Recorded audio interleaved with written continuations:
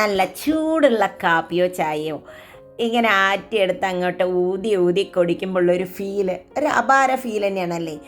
പ്രത്യേകിച്ചും ഈ ക്ലൈമറ്റിലും ഈ അസുഖങ്ങളുള്ള സമയത്ത് ചുക്ക് കാപ്പിയൊക്കെ കുടിക്കുന്നത് വളരെയധികം നല്ലതാണ്. അപ്പം നമ്മൾ സാധാരണയായിട്ട് ചുക്ക് കാപ്പിപ്പൊടിയൊക്കെ ഇപ്പം മാർക്കറ്റിൽ വാങ്ങിക്കാൻ കിട്ടുന്നുണ്ട്. പക്ഷേ നമുക്ക് വീട്ടിൽ തന്നെ നന്നായിട്ടൊരു നാടൻ ചുക്ക് കാപ്പിപ്പൊടിയൊക്കെ പൊടിച്ച് വീട്ടിൽ സൂക്ഷിച്ചു കഴിഞ്ഞാൽ എപ്പോഴും നമുക്ക് ഉണ്ടാക്കി കുടിക്കാം. ഇതെടുത്ത് ഒരു 5 മിനിറ്റ് കൊണ്ട് തന്നെ നല്ല നാടൻ ചുക്ക് കാപ്പി ഒരു പ്രിസർവേറ്റീവ്സും കൂടാതെ തന്നെ നമുക്ക് ഉണ്ടാക്കി യൂസ് ചെയ്യാം. അപ്പോൾ അതെങ്ങനെയാണെന്ന് നോക്കാം. അതിനായിട്ട് മിക്സഡ് ബ്ലെൻഡർ നല്ലവണ്ണം ക്ലീൻ ചെയ്ത് തുടച്ച് ഒട്ടും വെള്ളമില്ലാതെ തുടയ്ക്കുക. എന്നിട്ടൊരു 6 പീസ് ചുക്കാണ് ഞാൻ ഇട്ട് കൊടുത്തിരിക്കുന്നത്. ഇനി അതിലേക്കൊരു 1/8 കപ്പ് കുരുമുളകാണ് ഇട്ട് കൊടുക്കുന്നത്. എരിവ് കൂടുതൽ വേണമെന്നുള്ളവർക്ക് കുറച്ചും കൂടി വേണമെങ്കിൽ ഇടാം. ഒരു അതേ കപ്പിന് ഒരു 1/4 കപ്പോളം നല്ല ജീരകം. ഇതിനെയൊന്ന് നന്നായി പൊടിച്ചെടുക്കുക കേട്ടോ. ആദ്യം പോസ് ചെയ്ത് പൊടിച്ചെടുക്കുക, അല്ലെങ്കിൽ ചുക്ക് കാരണം നമ്മുടെ ബ്ലെൻഡർ കേടുവരും.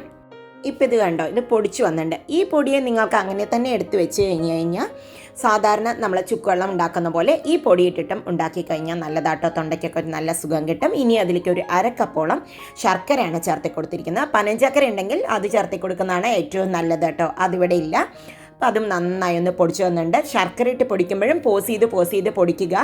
അപ്പോൾ നമുക്ക് ബുദ്ധിമുട്ടുണ്ടാവില്ല. അപ്പോൾ ഇത് നന്നായി ഇങ്ങോട്ട് പൊടിച്ച് വന്നിട്ടുണ്ട്. ഇനി നമുക്കതിനെ ഒന്ന് പാത്രത്തിലേക്ക് മാറ്റാം. കണ്ടോ, നല്ല ഫൈനായിട്ട് തന്നെ പൊടിച്ചിട്ടുണ്ട്. ഇത് അരിക്കൊന്നും വേണ്ട കേട്ടോ, കാരണം നമ്മൾ എന്തായാലും കാപ്പി ഉണ്ടാക്കുമ്പോൾ അരിക്കും. അപ്പോൾ ഇതാ നമ്മുടെ നാടൻ ചുക്ക് കാപ്പിപ്പൊടി ഇങ്ങനെ ഉണ്ടാക്കി വെച്ച് കഴിഞ്ഞാൽ നിങ്ങൾക്ക് എപ്പോൾ വേണമെങ്കിലും എടുത്ത് വെള്ളം തിളപ്പിച്ച് അതിലിട്ട് കുടിക്കുകയേ വേണ്ടൂ. നല്ല ഹെൽത്തി ആയിട്ടുള്ള ചുക്ക് കാപ്പിപ്പൊടിയാണ്. ഇനി ഇത് വെച്ചിട്ട് നല്ലൊരു അടിപൊളി ചുക്ക് കാപ്പിയും കൂടി ഉണ്ടാക്കാമല്ലേ. അപ്പോൾ അതിനായിട്ടൊരു 1.5 കപ്പ് വെള്ളമാണ് ഒഴിച്ചു കൊടുത്തിരിക്കുന്നത്. ഞാൻ ഇതിനെ കുറുക്കി 1 കപ്പ് ആക്കിട്ടോ, കുറച്ചൊന്ന് കുറുക്കുന്നുണ്ട് ഞാൻ. അപ്പോൾ ഇതായി വെള്ളം ഒഴിച്ചിട്ടുണ്ട്. വെള്ളം ഒന്ന് തിളയ്ക്കാറാവുമ്പോൾ നമുക്ക് 1 ടേബിൾ സ്പൂൺ ഈ പൊടിച്ച് വെച്ചിട്ടുള്ള പൊടി അങ്ങോട്ട് ഇട്ട് കൊടുക്കാം. ഇതിലിപ്പോൾ മധുരം കുറവായിരിക്കും, വേണമെന്നുള്ളവർക്ക് മധുരം കുറച്ചും കൂടി ഇടാം കേട്ടോ. ഒരു 1/2 ടീസ്പൂണ് ഇൻസ്റ്റൻറ്റ് കോഫി പൗഡറിൽ സാധാരണ കാപ്പിപ്പൊടിയാണ് ഇട്ട് കൊടുത്തിരിക്കുന്നത്. ഇൻസ്റ്റൻറ്റ് ഉള്ളവർക്ക് ഇൻസ്റ്റൻറ്റ് തന്നെ ഇട്ടാലും മതി. ഇനി ഇതൊന്ന് നന്നായി ഒന്ന് തിളക്കട്ടെ. ഒരു 5 മിനിറ്റ് നന്നായി തിളച്ചോട്ടെ കേട്ടോ. ഇതിൻ്റെ കൂടെ ആ വെള്ളത്തിൽ ഇതെല്ലാം മിക്സായി വരുമ്പോഴാണ് ടേസ്റ്റ് കൂടുതൽ.